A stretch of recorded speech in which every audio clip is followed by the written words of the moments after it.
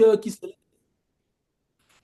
La Bible dit qu'il y a des hauteurs qui s'élèvent contre la connaissance de Dieu. Donc tu vas prier, tu vas demander à Dieu d'agir pleinement. Que, Seigneur, donne-moi cette résilience spirituelle de savoir me tenir à mon poste, quel que soit lambda. La Bible n'est pas une culture occidentale, n'est pas une culture quoi que ce soit. Dès qu'on rentre dans un milieu, qu'on dit qu'on invoque Dieu, on oublie la culture africaine, on oublie la culture occidentale, on est dans la culture du royaume de Dieu.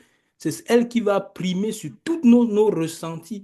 Et comme je vous disais, si on avait confié les Écritures en Occident, on n'aurait plus les Écritures aujourd'hui. Parce qu'on est très au gré de nos émotions, on est très au gré de nos sensations. Je sens, je fais, je ne sens pas, je ne fais pas. Mais vous voyez, comme je dis toujours, on leur dit de respecter telles choses. Ils sont là, matin, midi, soir, les trois prières journalières. Qu'on là, fidèles à ce qu'ils doivent faire, à ce qu'ils doivent faire. Et c'est dans cette fidélité-là que Dieu honore. Regardez par exemple, même sur le plan financier, les gens se plaignent, disent tout ce qu'ils veulent dire. Les samedis, ils ne travaillent pas. Parce que pour eux, Shabbat est important. Mais allez voir qui sont ceux qui ont Bon, c'est vrai qu'il y a des magouillas aussi parmi, comme dans tout peuple. Mais allez voir les plus grandes réalisations qui existent. Allez au Marais, dans le quartier juif. Allez voir, vendredi soir, tout est fermé. Les autres, c'est le moment où ils disent qu'ils font leur chiffre d'affaires, mais eux, ils ont fermé. Mais à la fin de la journée, eux, ils ont plus d'argent que les autres. Pourquoi? Parce que les principes de Dieu. Le principe de Dieu. Une fois, on voulait manger avec un ami, avec Mathieu, on voulait manger comme ça. Et puis après, on a marché ensemble, on est arrivé là-bas. Et on avait oublié que c'était vendredi soir. On est arrivé, tout était fermé. Tous les trucs pour m'acheter le falafel, c'était fermé. Mais à la fin de la journée, le chiffre d'affaires est plus grand. Pourquoi? Rester fidèle. Ce n'est pas, oh, je sens, je ne sens pas, je fais, je me sens tout. Vraiment, il y a des hauteurs qui s'élèvent contre la connaissance de Dieu. Et vraiment, attaquons-nous, brisons, renversons cela, prions au nom de Jésus. Kolashi, Kare, Mazi, Mana. Seigneur, nous voulons déclarer, ta parole dit que, oh, ce n'est pas contre la chair, le sang que nous avons à lutter, mais contre les forteresses. Seigneur, la parole déclare aussi que les armes avec lesquelles nous combattons ne sont pas charnelles, elles sont puissantes par la vertu de Dieu pour renverser les forteresses. Nous brisons les forteresses des pensées, nous brisons les forteresses émotionnelles, nous renversons les forteresses spirituelles qui se lèvent contre la connaissance, la révélation de Dieu. Nous détruisons cela au nom de Yeshua. Nous appelons la puissance de la résurrection, la puissance de toutes les forteresses qui empêchent la connaissance du Dieu véritable, du Dieu éclate. Que ces forteresses soient abattues au nom de Yeshua. Que ta puissance se révèle, manifeste-toi dans la vie de chacun d'entre nous. Nous voulons te connaître, connaître, manifeste-toi. Oh, gloire et louange à ton nom. Alléluia. Merci Seigneur. Merci Seigneur. Alléluia. Merci Seigneur. Merci. Oh, alléluia. Alléluia. Gloire et louange. Alléluia pour mon frère, pour ma soeur, pour chacun d'entre nous. Alléluia. J'aimerais que vous puissiez prier également, qu'on puisse prier. Amen. J'aimerais qu'on puisse prier, au nom de Jésus, qu'on puisse prier vraiment que le Seigneur agisse. Je ne vous cache pas que, je vais vous dire une chose très honnêtement, je ne vous cache pas que j'ai partagé même ça, que j'ai pensé à arrêter les cours. Ça va peut-être vous étonner, mais je dois aussi vous partager les choses que j'ai à cœur. J'ai pensé à arrêter, vous savez pourquoi? Il y a ma soeur Yvonne qui rigole. Mais je dis seulement, pourquoi? Parce que à un moment donné, quand vous vous rendez compte que ce que vous transmettez, quand vous vous rendez compte ce n'est pas pour me glorifier, quand vous vous rendez compte de l'importance de ce que vous transmettez, et que, regardez, il y a à peu près 50 personnes qui se sont inscrites au cours, mais il y a à peu près une vingtaine de personnes qui sont là, qui sont fidèles. Où sont les autres? Est-ce que c'était émotionnel? Est-ce que c'était sentimental? Est-ce que ça ne... Enfin, je ne dis pas que c'est le seul endroit où on a Dieu, hein. Ça, c'est parce que c'est pas mon propos. Mais dans le sens que quand je donne des directives, en tant que serviteur de Dieu, en tant qu'homme de Dieu, normalement, quand vous avez votre pasteur, je prends l'exemple, il vous donne des directives. La Bible vous demande de vous soumettre. Tant qu'il ne vous emmène pas dans un endroit, tant qu'il est dans les Écritures, la Bible le demande de se soumettre. Je sais que c'est pas très occidental ce que je dis, mais c'est pas, moi je suis pas là pour satisfaire, je suis là par rapport aux Écritures.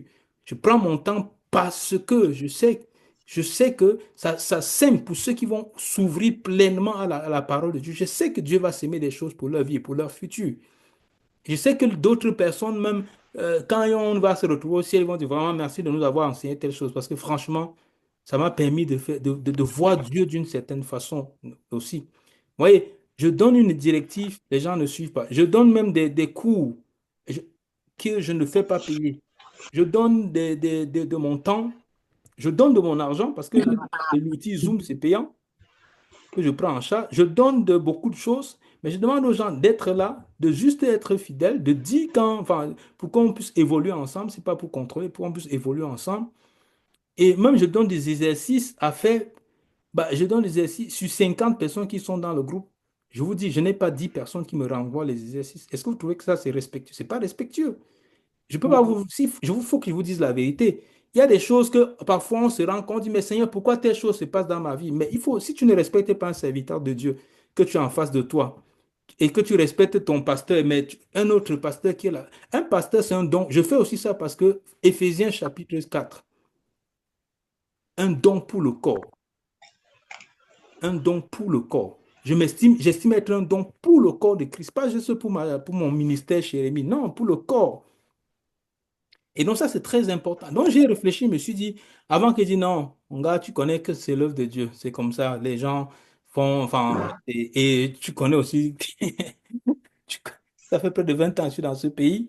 Donc tu connais aussi, voilà, enfin, la réalité, comment ça se passe. Et donc je vous dis, avant que je me suis dit, bon non, ne serait-ce qu'à cause d'une personne, de deux personnes, que ça va s'aimer quelque chose d'éternel dans leur âme, dans leur vie, dans leur ministère, tu te dois d'aller jusqu'au bout. Tu te dois de tenir. Tu te dois d'aller jusqu'au bout. Mais je vous dis simplement pourquoi, parce que je me suis dit, mais attends, c'est un manque de respect ou c'est un mépris? Ou bien c'est parce qu'ils ont vu que ou bien c'est parce que j'ai peu de choses à faire, ou parce que j'ai ou que je manque quoi faire. Non, c'est parce que je sais le nombre de temps que ça m'a permis de comprendre toutes ces choses-ci que je mets à disposition par la grâce de Dieu. C'est pas que c'est moi qui le fais, c'est pas que je suis un meilleur qui que ce soit. Non, Dieu dépose en chacun une dimension nécessaire. Et vous voyez, et donc c'est pour ça que quand je dis qu'il faut prier pour renverser les forteresses, je suis très sérieux. Parce que je suis convaincu qu'il y a des personnes à qui Dieu a voulu, que Dieu a connecté, que Dieu l'a fait, lui a fait comprendre, ou bien qui sont en connexion avec ce ministère, parce qu'il y a des choses qu'il veut faire dans sa vie, ou bien des choses qu'il veut qu'il comprenne. Mais que, comme je dis toujours, l'esprit de la désinvolture, je fais pas, je m'en fous, je m'occupe de moi seul. La vie s'arrête chez moi et chez moi seul avec ma famille, mes enfants, moi, et puis le reste, je fais quand je veux, comme je peux, et tout ainsi de suite. Non, c'est pas un esprit hébreu, c'est pas l'esprit biblique. On doit être dans la persévérance, bien aimé. Ça, c'est très important. C'est pas que je suis amer ou quoi que ce soit. Non, je vous dis ça aussi parce que c'est important d'être vrai parce qu'on est devant Dieu. Si j'ai des choses à cœur, je dois vous les partager aussi. Et donc, bien aimé, c'est très, très important ce que je viens de vous dire. Donc, tenez compte des choses que je vous dis, des directives que je donne par rapport au cours. C'est très important. Je sais pourquoi je les fais. Et pour ceux vraiment qui vont rester jusqu'au bout et qui seront fidèles, vraiment, enfin. Et maintenant, il y a des gens, il y a des situations, oui, évidemment. Je ne suis pas là pour contrôler qui que ce soit, des situations que, bien évidemment, qu'on comprend pourquoi la personne n'est pas là, n'est pas. Mais c'est juste que voici un peu de mon temps que je dois consacrer. Ouais, c'était prévu faire chaque jeudi. J'ai dit que non, ça va être peut-être très lourd pour eux, mais je veux quand même espacer au moins un jeudi sur deux pour que ça puisse permettre que les gens aient le temps de réviser, le temps de faire et puis de se retrouver de cette façon. Donc, bien aimé, vraiment, prenez les choses au sérieux, très au sérieux, et même par rapport aux choses que le Dieu met dans le cœur des uns et des autres. Vraiment, c'est pas, si quelqu'un dit que Dieu m'a mis à cœur une chose, c'est pas une démocratie, ou bien c'est pas un truc qu'on doit, le Seigneur a mis à cœur. J'adhère ou j'adhère pas, mais je respecte quand Dieu a mis à cœur, mis quelque chose dans le cœur de quelqu'un. Donc, c'est très important, bien aimé. On est devant l'Éternel et puis on est là pour quelque chose aussi de très important. OK? Oh là, je vois vos mines. Vous n'êtes pas habitué quand on vous parle comme ça, c'est ça? Ah, que le nom de l'Éternel soit béni. Donc, on va commencer surtout que le cours d'aujourd'hui, il va être très, très important. Et je vous ai dit la dernière fois, on va commencer à entamer les voyelles. Et puis, on va lire le premier verset du premier chapitre de la Bible. Et comment on appelle? Qui peut me dire comment on appelle le premier livre de la Bible en hébreu? Vos micros sont fermés, hein? Bereshit. Pardon? Bereshit. Oui. Voilà. Bereshit, c'est le premier livre de la Bible. B qui veut dire dans, en. Et Reshit, qui vient de roche en hébreu. Roche veut dire en tête, la tête. Par exemple, comme la fête que les Juifs fêtent, ce qu'on appelle Rosh Hashanah. Shana, c'est l'année. Roche, c'est la tête de l'année. Bereshit, Mhm.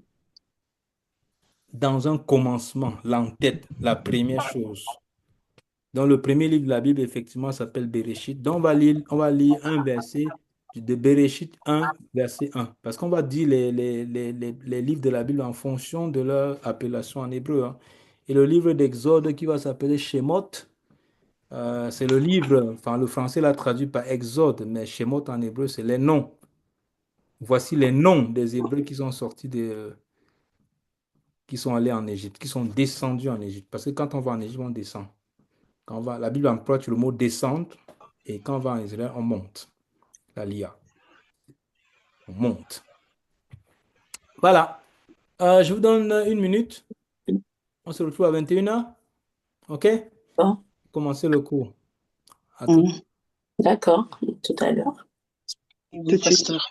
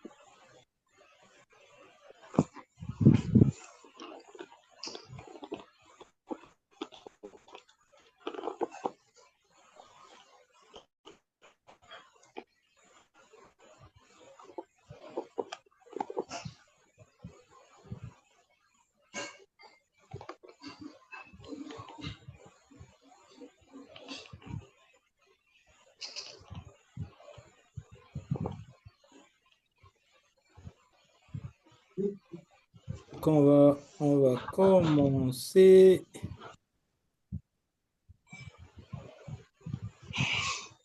On va commencer. Alors, donc, on va parler de alors, on va parler de la délivrance. On va chasser les démons. Non, ça sont les thèmes qui attirent, hein. Les quatre façons d'être prospère. Ah ouais, ça, allez voir l'audience. Bon, Oui. donc, on y va. Est-ce que vous m'entendez? Si je fais un thème, les quatre façons de prospérer. Ah bah ça, je ne cache pas que les gens, enfin, on a l'habitude de faire les séminaires, on connaît les séminaires qui vont attirer du monde et ceux qui ne vont pas attirer. Comment se sanctifier? Ah non, mais les gens vont dire, oh, toi aussi, tes thèmes, comment c'est sanctifié? On sait tous comment on se sanctifie. Alors, donc, la dernière fois, on s'était arrêté sur le Begat Kefat. Je vous ai dit que c'est un acronyme très important. Dessus, vous voyez, il y a des lettres. Vous voyez la lettre bête qui est là, Begat. Il y a le guimel. Ah, j'ai mis ça en minuscule, mais normalement, ça doit être en majuscule. Je dois ressortir ça par majuscule. Je suppose que vous voyez mon écran. C'est bon? Est-ce que vous voyez mon écran? Vous voyez le partage d'écran? Vos micros sont fermés, hein? Oui. Oui, Parfait. Donc, il y a on va revenir, ça c'est un acronyme, le Begat Kefat. Ce sont des lettres qui ont des particularités en hébreu par rapport au Dagesh et tout. Donc, on a vu le Bet déjà, on a vu le Gimel, on a vu le Dalet, on n'a pas encore vu le Kaf, on n'a pas encore vu le Fe, ou bien le P, on a vu le Tav. Donc, ça, on va les voir, on va voir donc ces lettres-là par la suite. Et donc, aujourd'hui, on va introduire, eh bien, on va voir une lettre très, très importante qui est la lettre du Lamed. Le Lamed, alors, le Lamed en hébreu. Donc, le Lamed, le voilà. Comme je vous ai dit, il y a des lettres qui sont des lettres composées en hébreu. Ça, c'est très important. Je ne le répéterai jamais assez. En français, quand on dit L, c'est une lettre, L. Alors qu'en hébreu, les lettres, en fait, les lettres de l'alphabet comment on appelle ça? Sont des syllabes. Voilà. La, med. Voyez, c'est différent. Ce sont ce qu'on appelle une lettre composée. La, med. Donc, c'est une lettre composée. C'est pour ça que vous allez voir, je l'ai écrit ici. La, med. Vous allez voir, voici le lamed que vous voyez déjà. La première lettre. N'oubliez pas que l'hébreu se lit de droite à gauche. Donc, voici le L. Et voici, qui peut me dire cette lettre-ci qui est au milieu? Pascal, je n'entends pas bien. Ça bug. Pardon? Pasteur, je ne sais pas si pour tout le monde, mais on entend mal. Ça Je coupe beaucoup. n'entends pas bien. Ah, vous n'entendez pas très bien? Allô? Vous m'entendez? Remettez un peu vos micros. Vous n'entendez pas très bien? Pour se reconnecter.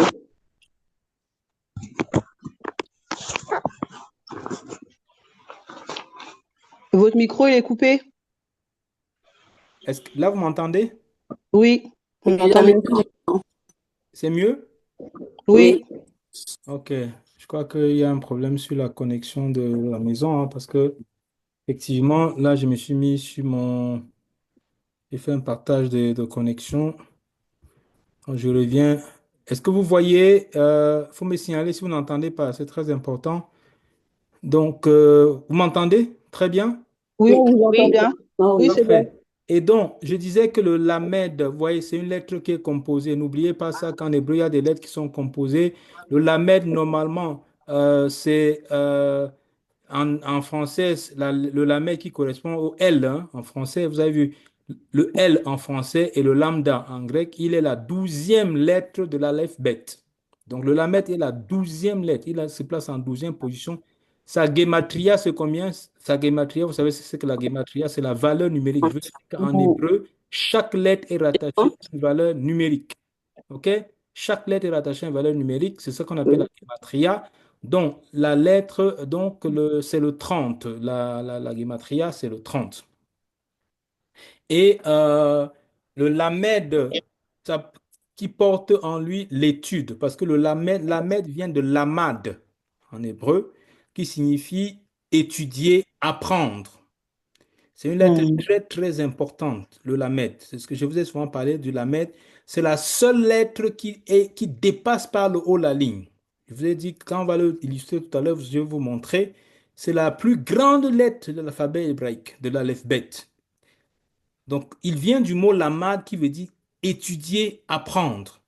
Son pictogramme, c'est le lemad en hébreu, le bâton. Vous savez, dans le temps ancien, dans les temps bibliques, les crochets, les bâtons qui servaient à diriger le troupeau, il y avait un crochet avec ce crochet-là, ça permettait aux nomades de pouvoir attirer son trou, sa brebis quand il est pris dans quelque chose, quoi que ce soit. Donc, c'est ça qu'on appelle le lémad en hébreu. Le lémad, donc, c'est le bâton qui servait à diriger. Donc, son pictogramme, c'est quoi? C'est un bâton. C'est un bâton avec un crochet au bout. Donc, c'est ce qui servait, ça lui servait donc de diriger le troupeau. Donc, c'est ça d'où vient le lémad. Donc, il y a la notion dans le lamed, il y a la notion. Pour ça, je vous ai dit que pour comprendre bien l'être, voyez d'abord son pictogramme de départ, son image, exactement comme Maïm. Je vous ai dit, par exemple, si on prend la lettre M en hébreu, en lettre M ça vient de Maïm. Donc, son pictogramme, c'était quoi? C'était des vagues d'eau. C'est pour ça que Maïm en hébreu, ça veut dire les eaux. Donc c'est toujours Les eaux. important de connaître au départ. Et c'est la même chose avec le lémad. Lémad, donc, d'où vient la lettre lamed? Ça vient de là.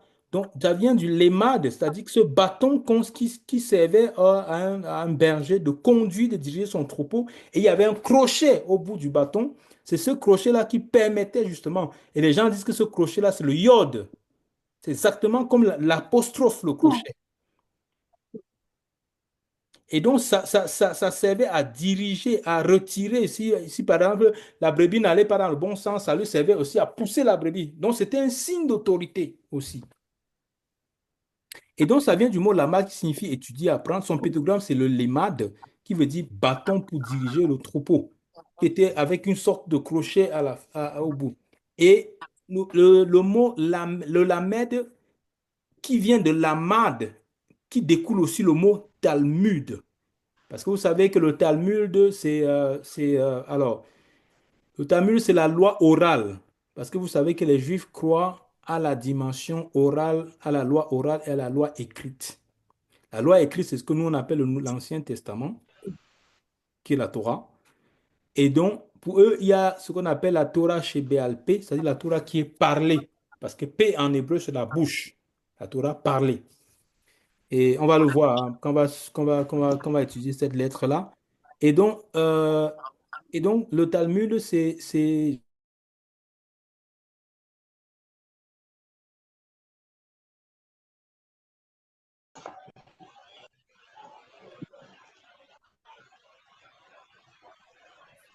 Est-ce que vous m'entendez? Allô? M'entendez? Très bien, pasteur. Très bien, pasteur. Ouais, Là, on t'entend mieux. On entend mieux là. ouais, on a un problème. J'ai un problème. Je ne sais pas qu'est-ce qui se passe. Hein. Je ne sais pas qu'est-ce qui se passe, mais bon, enfin, on va continuer. La lettre, la med est tellement. Alors, vous m'entendez, hein? Rassure-moi que vous m'entendez.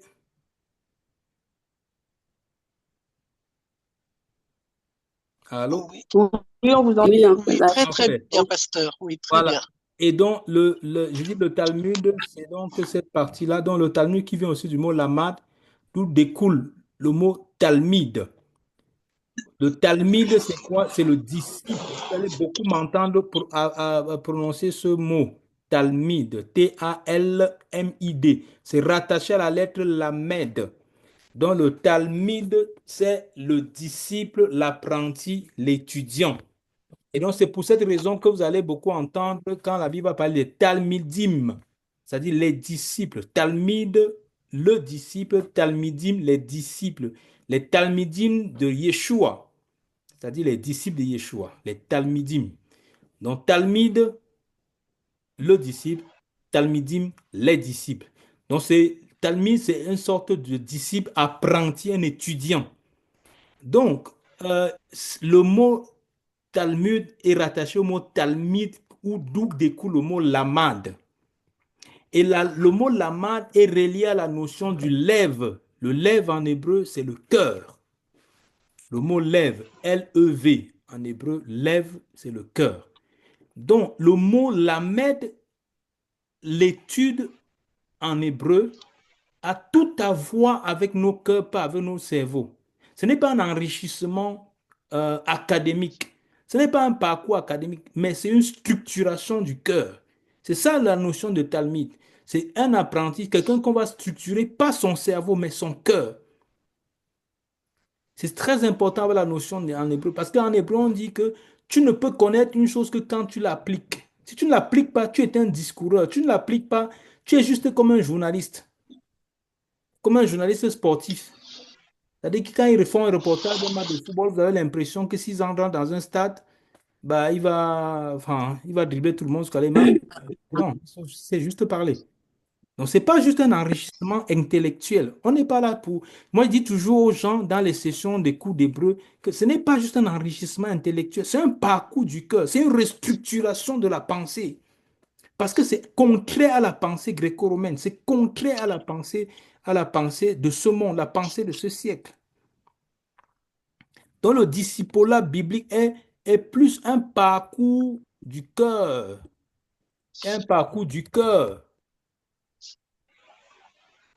qu'un amas de connaissances. C'est-à-dire que ce n'est pas juste pour la connaissance. Si vous êtes là parce que vous êtes intéressé que par la connaissance, vous êtes au mauvais endroit. C'est un parcours du cœur. Dieu veut structurer nos cœurs. Il veut briser nos acquis pour rebâtir quelque chose, un fondement. Je vous dis, pour ceux qui ont été toujours très sérieux, ça les a, enfin, le Seigneur a fait, c'est pas moi.